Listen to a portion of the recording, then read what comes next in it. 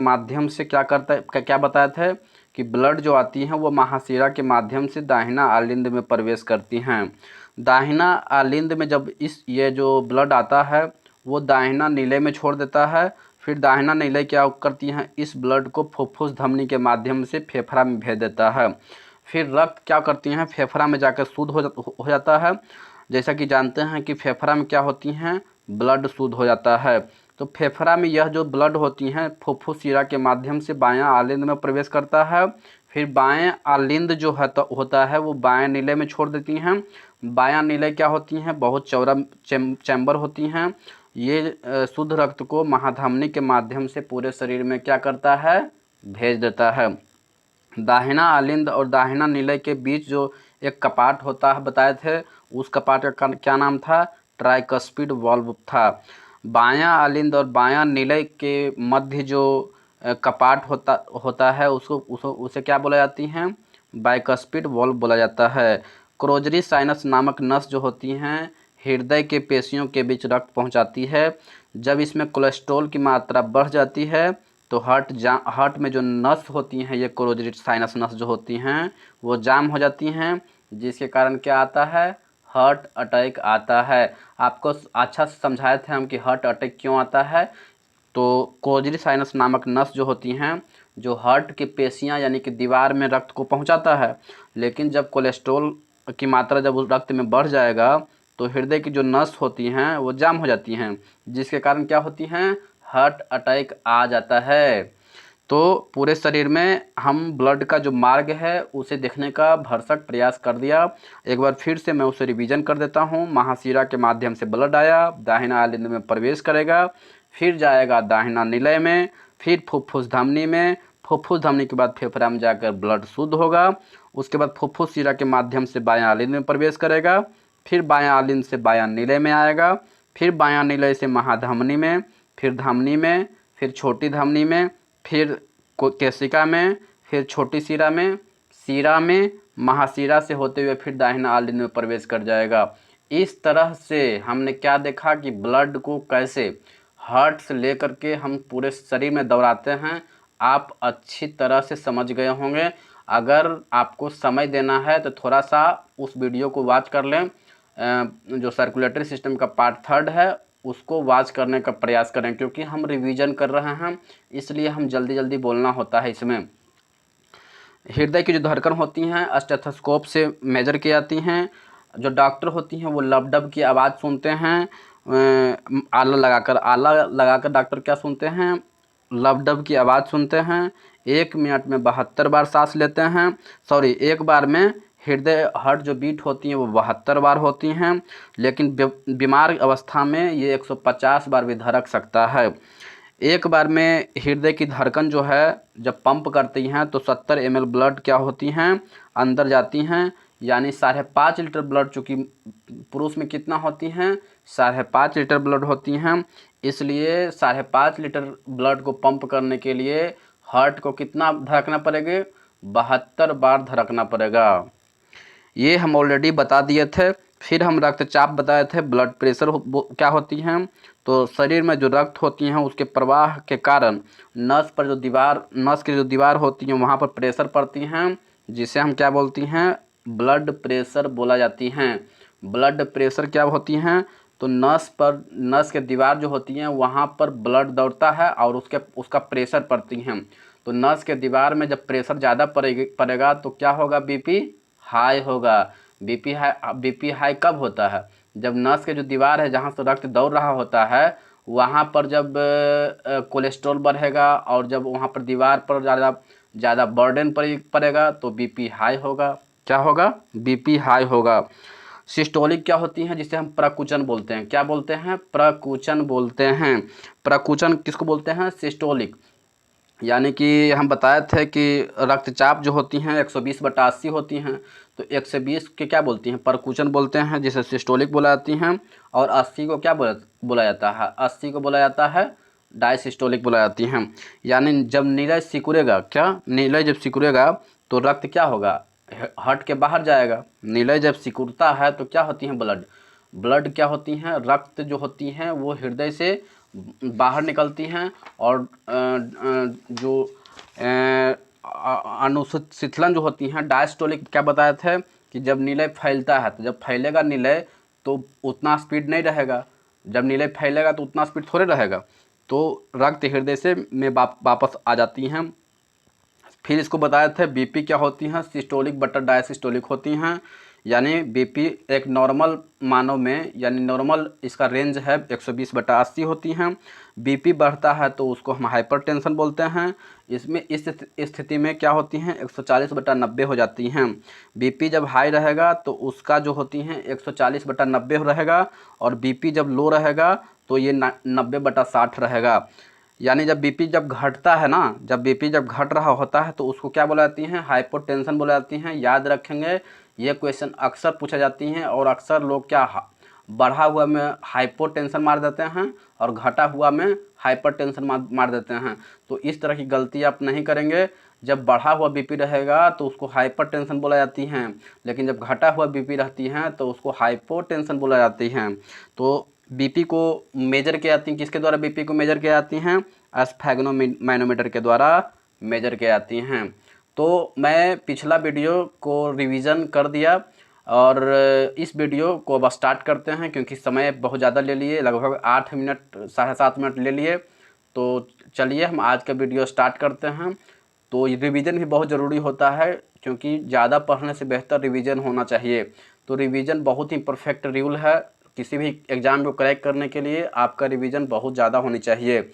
क्योंकि पढ़ाई तो बहुत पढ़ना होता है, पर रिवीजन नहीं करने से क्या होती हैं, वो पिछला जो पार्ट होती है उसको भूलते चला जाते हैं और अगले वीडियो में मेरा दिमाग चला जाता है, लेकिन पिछला जो सब्जेक्ट होती हैं, पिछला जो पार्ट होती हैं, आप उसको मिस कर रहे होते हैं।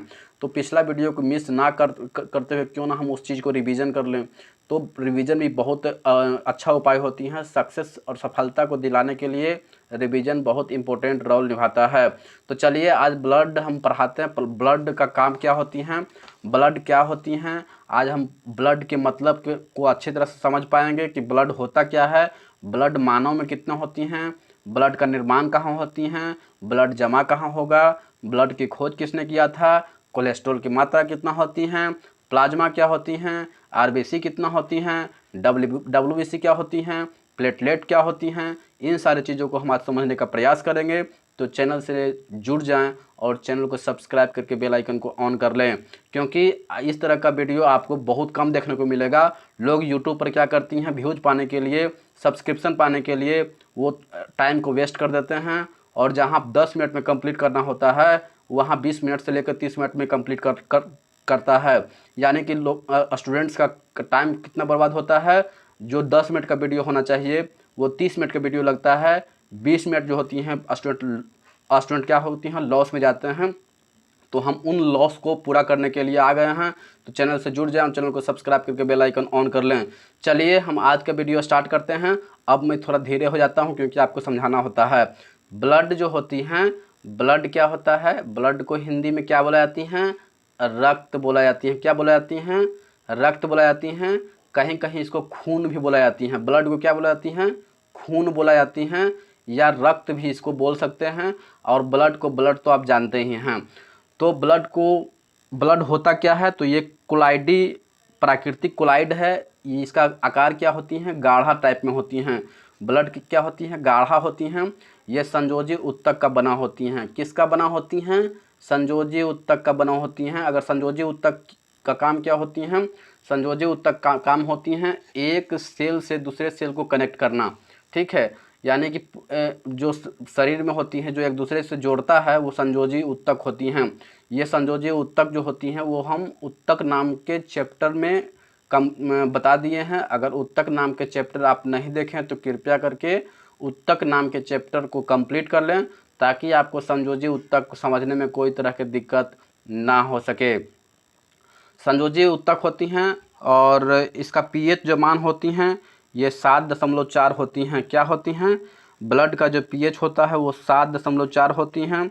चूँकि 7.4 7 से ऊपर है इसलिए ये क्या होगा, क्षारीय होगा, और 7 रहता है तो उदासीन होती हैं, और 7 से कम होता है तो वो अम्लीय होता है। रक्त, चूँकि रक्त क्या है, क्षारीय है। क्यों है, क्योंकि पीएच जो मान होती हैं वो 7 से ऊपर है। पीएच ब्लड का पीएच कितना होती हैं 7.4 होती हैं, इसलिए जो होता है रक्त क्या होती हैं क्षारीय होती हैं। एक स्वस्थ मानव में, मानव की बात करते हैं तो हम पुरुष की बात करेंगे। पुरुष में क्या होती हैं लगभग 5.5 लीटर ब्लड होती हैं। यानी मेल की बात करेंगे तो मेल में कितना ब्लड होती हैं 5.5 लीटर होती हैं। ये अक्सर क्वेश्चन पूछा जाती हैं कि मानव में या पुरुष में जो ब्लड होती हैं वो कितना होती हैं, तो याद क्या रखना है 5.5 लीटर होती हैं। 5.5 लीटर जो ब्लड होती हैं वो मेल में होती हैं, लेकिन हम फीमेल की बात करते हैं तो फीमेल में आधा लीटर कम ब्लड होती हैं। यानी मेल के तुलना में, यानी पुरुष के तुलना में जो महिला जो होती हैं उसमें आधा लीटर ब्लड क्या होती हैं कम होती हैं। अब आपको समझ में आ गया। अब आप जैसे क्वेश्चन आएगा तो आप इसे बना सकते हैं। अब हम जो मेल होती हैं 5.5 लीटर क्या होती हैं, जो मेल का जो 5.5 लीटर होने का मतलब ये है कि उसका जो भार होगा, यानी मेल का जो भार होगा उस भार का 7% होगा। क्या मेल का जो 7% कहने का मतलब ये है कि अगर कोई मेल है जिसका वजन 60 kg है तो 60 kg का 7% कितना हो गया, 60 का 7% निकालेंगे तो लगभग 4.4 लीटर से ऊपर होगा। यानी कि अगर किसी का वजन 60 किलो है, 60 किलो रहेगा तो उसका ब्लड, उसके शरीर में ब्लड कितना होगा तो लगभग 4 लीटर ब्लड होगा। तो आप निकाल सकते हैं, मैथ आपको अगर आता होगा तो आप 60 किलो वजन का 7% आप निकाल सकते हैं। आधा लीटर जो महिला में जो ब्लड होती हैं वो पुरुष की तुलना में क्या होती हैं आधा लीटर कम होता है। रक्त का काम क्या होती हैं, तो भैया रक्त का काम होती हैं गैसों का परिवहन करना, ऑक्सीजन का परिवहन करना, कार्बन डाइऑक्साइड का परिवहन करना, यही रक्त का काम होता है। आप रक्त का काम समझ गए। रक्त का काम क्या होती हैं भैया, गैसों का परिवहन करना काम होती हैं। हम ये रक्त क्या होती हैं संयोजी उत्तक होती हैं। ये क्षारीय होती हैं क्योंकि इसका पीएच 7.4 होती हैं। रक्त जो होती हैं 5.5 लीटर मेल में होती हैं, फीमेल में आधा लीटर कम होता है। रक्त का काम क्या होती हैं गैसों का परिवहन करना, क्या गैसों का परिवहन करना काम होता है। अब हम रक्त का निर्माण की बात करते हैं, यानी रक्त बनता कहाँ है, क्या रक्त बनता कहाँ, अगर इसकी बात करते हैं तो अगर कोई बच्चा बचपन स्थिति में यानी कि भ्रूण अवस्था में जब बच्चा भ्रूण होता है तो उस स्थिति में क्या होती हैं जो लीवर होती हैं, लीवर के अंदर मेसोडर्म होती हैं, तो उस लीवर के अंदर जो मेसोडर्म होती हैं वहाँ पर निर्माण होता है। क्या ब्लड कहाँ निर्माण होती हैं बच्चा में, जो यकृत के अंदर जो मेसोडर्म वाला पार्ट होती हैं उसमें क्या होती हैं ब्लड का निर्माण होती हैं। किस में, भ्रूण अवस्था में। जब बच्चा भ्रूण होता है तो उस स्थिति में मेसोडर्म में ब्लड का निर्माण होती हैं। लेकिन वही बच्चा जब वयस्क हो जाती हैं, क्या बच्चा जब वयस्क हो जाता है तो ब्लड का निर्माण कहाँ होते हैं, ब्लड का निर्माण होती हैं जो हड्डी होता है ना, हड्डी के बीच जो जालीनुमा आकृति होती हैं उसको अस्थिमज्जा बोला जाती हैं। क्या बोला जाती हैं, बोन के बीच जो जाली के समान होता है ना उसको क्या बोला जाती हैं, उसको अस्थिमज्जा बोला जाती हैं। यानी कि वयस्क अवस्था में जो ब्लड बनेगा वो कहाँ बनेगा, वो अस्थिमज्जा में बनेगा। कहाँ बनेगा, अस्थिमज्जा में बन जाएगा। अब हम ब्लड जमा की बात करेंगे कि ब्लड जमा कहाँ होता है, तो कहाँ होती हैं ब्लड जमा करने की बात आएगा तो ये रक्त जो होती हैं प्लीहा या तिल्ली में जमा होती हैं। कहाँ जमा होती हैं, प्लीहा या तिल्ली में जमा होता है। अर्थात क्या बोल सकते हो, अर्थात ये बोल सकते हो कि ब्लड बैंक किसको बुलाती हैं, स्प्लीन को बुलाती हैं। क्यों, क्योंकि ब्लड के अंदर ब्लड जो होती हैं ब्लड स्प्लीन में ही जमा होती हैं। कहाँ होती हैं, ब्लड स्प्लीन में जमा होती हैं, इसलिए इसको क्या बोलती हैं, ब्लड बैंक बोला जाता है। यानी ब्लड बैंक जो होती हैं वो स्प्लीन को बुला जाती हैं। याद रखेंगे ये क्वेश्चन अक्सर एग्जाम में, किसी भी एग्जाम में उठाकर देख लें, आपको इस तरह के क्वेश्चन अक्सर देखने को मिलता होगा। अब हम खोज की बात कर लेते हैं कि ब्लड का खोज किसने किया था। तो ब्लड का खोज किया था, ब्लड कहने का मतलब है रक्त परिसंचरण, जो रक्त को परिसंचरण करता है उसकी खोज की जब हम बात करेंगे तो उस वैज्ञानिक का नाम क्या था, विलियम हार्वे। यानी ब्लड जो होती हैं संचरण करती हैं, परिसंचरण करता है, इसलिए इसे रक्त परिसंचरण बुलाती हैं। और रक्त परिसंचरण की खोज किया था विलियम हार्वे ने में क्या कौन किया था? विलियम हार्वे ने किया था। अब हम रक्त में कुछ कोलेस्ट्रॉल होता है, तो सामान्य मानव में यानी कि मेल और फीमेल में एक अगर उस मेल में या फीमेल में बीमारी नहीं हो तो उस स्थिति में कोलेस्ट्रॉल नॉर्मल रेंज क्या होती हैं? 180 से 200 ग्राम होना चाहिए। यानी ब्लड में कोलेस्ट्रॉल कितना होना चाहिए? 180 से 200 ग्राम होना चाहिए। अगर 180 से 200 के बीच से ज़्यादा है यानी कोलेस्ट्रॉल अप करेगा, और कोलेस्ट्रॉल जब अप करेगा तो जैसा कि आपको बताया थे, कोलेस्ट्रॉल जब बढ़ा होती हैं तो हार्ट अटैक आने का वही कारण होती हैं।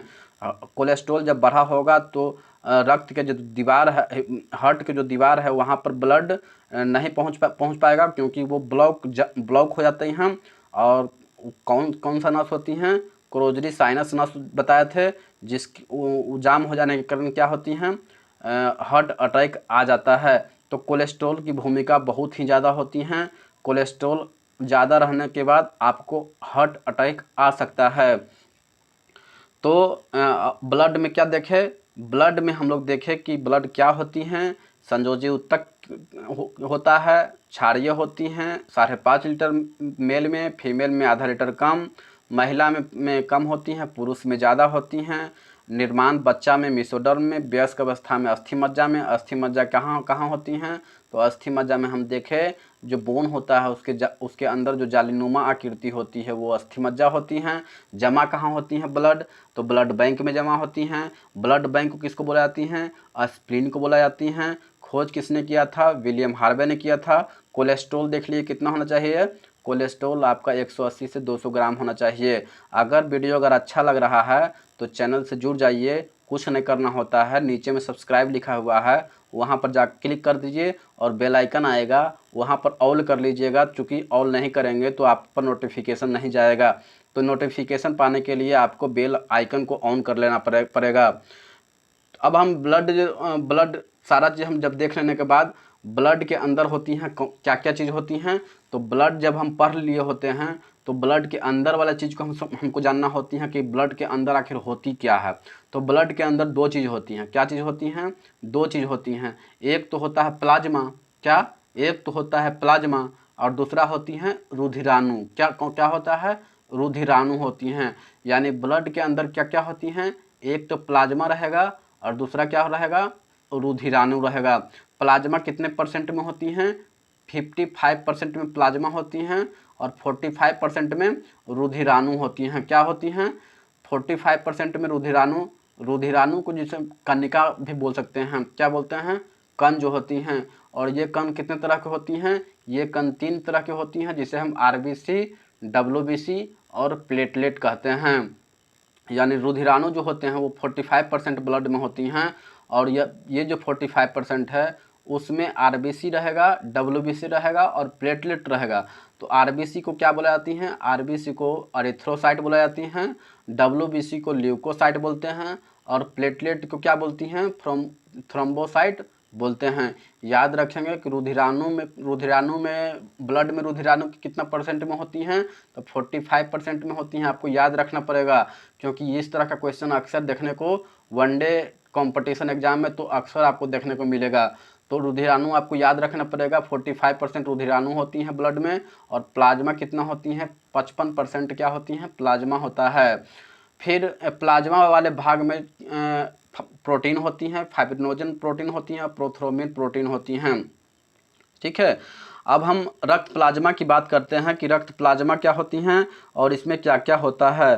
तो रक्त प्लाज्मा में ये रक्त का क्या है? एक महत्वपूर्ण भाग है। क्या है? रक्त का महत्वपूर्ण भाग कौन है? प्लाज्मा है। इसमें क्या क्या होती हैं?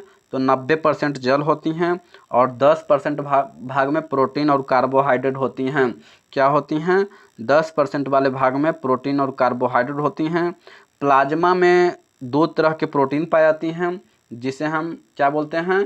फाइब्रिनोजन और प्रोथ्रोम्बिन बोलते हैं। प्लाज्मा वाले भाग में 2 प्रोटीन होता है जो फाइब्रिनोजन और प्रोथ्रोम्बिन होती हैं।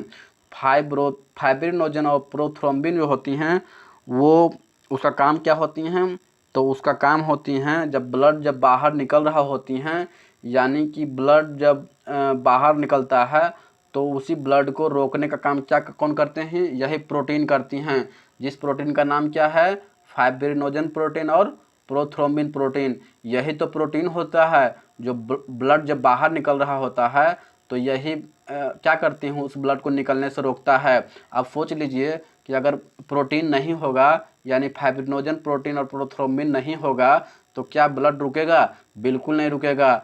समझ में आ रहा है कि ब्लड क्यों नहीं रुकेगा? क्योंकि प्रोटीन जो ही, ये जो फाइब्रिनोजन प्रोटीन होती हैं या प्रोथ्रोम्बिन जो प्रोटीन होती है, यही तो प्रोटीन है जिसके वजह से क्या होती हैं, रक्त का थक्का बनता है। रक्त का थक्का किसके वजह से बनता है? यही प्रोटीन फाइब्रिनोजन और प्रोथ्रोम्बिन की वजह से ही रक्त का थक्का बनता है। यानी रक्त प्लाज्मा में हम क्या क्या देखे, 90% तो जल देखे, 10% में प्रोटीन और कार्बोहाइड्रेट देखे। ये जो 10% में प्रोटीन और कार्बोहाइड्रेट होती हैं, प्रोटीन, फाइब्रिनोजन और प्रोथ्रोम्बिन देखे, जिसका काम भी हम देख लीजिए किसका काम क्या होती हैं, रक्त का थक्का जमाने में मदद कर देता है। अब फिर हम थोड़ा सेरम भी होती हैं। सेरम बहुत इंपॉर्टेंट चीज़ है। सेरम होता क्या है, तो जब प्लाज्मा वाले हिस्सा जो है, ब्लड में जो प्लाज्मा होती हैं, जो कितना परसेंट होती हैं, 55% होती हैं। कितना होती हैं, याद रखेंगे, ब्लड में जो प्लाज्मा होती हैं वो 55% होती हैं। यदि ब्लड में से यानी प्लाज्मा में से यदि प्रोटीन को बाहर निकाल देते हैं, यानी कौन सा प्रोटीन, फाइब्रिनोजन प्रोटीन और प्रोथ्रोम्बिन प्रोटीन जो होती हैं, जैसा कि बताया अभी थोड़ा देर पहले बताया था कि प्रोटीन क्या क्या होती हैं, फाइब्रिनोजन प्रोटीन होती हैं, प्रोथ्रोम्बिन प्रोटीन होती हैं। यदि प्लाज्मा वाले भाग में से यही दोनों प्रोटीन को जब निकाल देंगे तो क्या बनेगा, जो बच जाता है वो सेरम बच जाता है। क्या बचेगा, सेरम। यानी कहने का मतलब है, एक ब्लड लीजिए और ब्लड के प्लाज्मा लीजिए और प्लाज्मा वाले भाग से प्रोटीन को हटा दीजिए। क्या, प्लाज्मा लीजिए और प्रोटीन वाले जो भाग होती हैं, यानी फाइब्रिनोजन प्रोटीन होती हैं, प्रोथ्रोम्बिन जो प्रोटीन होती हैं, उसको जब बाहर निकाल दीजिएगा तो शेष जो बचेगा ना, वो क्या कहलाएगा, वो सेरम कहलाएगा। समझ में आ गया? सेरम क्या होती हैं, ब्लड के प्लाज्मा वाले भाग से जब प्रोटीन हटा देते हैं तो वो शेष जो बचता है वो सेरम बचता है।